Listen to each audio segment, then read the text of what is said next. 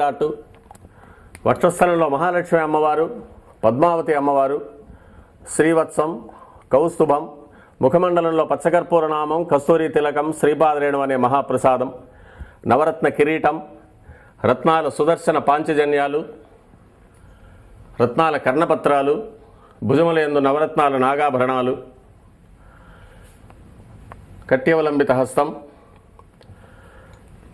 రత్నాల వైకుంఠ హస్తం, స్వర్ణ యజ్ఞోపవీతం, దుష్ట శిక్షణార్థం సూర్యకఠారి, మకరకంఠి,